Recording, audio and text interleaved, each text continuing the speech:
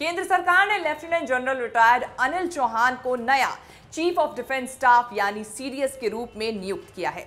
अनिल चौहान को सीडीएस बनाने की जानकारी रक्षा मंत्रालय की तरफ से दी गई है। अनिल चौहान उत्तराखंड के पौड़ी जिले से आते हैं, जहां से पहले सीडीएस बिपिन रावत भी थे। सेना में 40 साल तक अपनी सेवाएं देने वाले अनिल चौहान पिछले साल ही रिटायर हुए थे। रक्षा मंत्रालय की ओर से जारी की गई जानकारी के मुताबिक वो भारत सरकार के सैन्य मामलों से जुड़े विभाग के सचिव के रूप में भी कार्य करेंगे। Retired lieutenant general Anil Chauhan अपने लगभग 40 साल से ज्यादा के करियर में कई कमांड संभाल चुके हैं।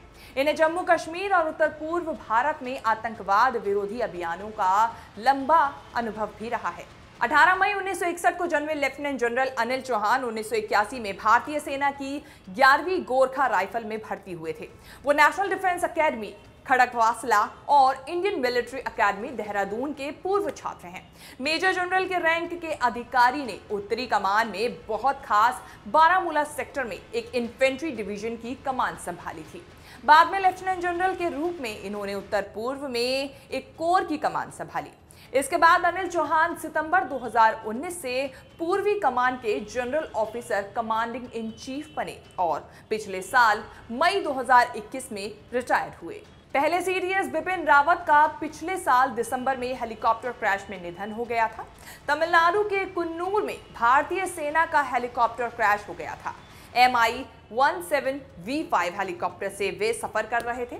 इस हेलीकॉप्टर में जनरल बिपिन रावत समेत कई अधिकारी भी मौजूद थे। इसी हादसे में बिपिन रावत का निधन हो गया था।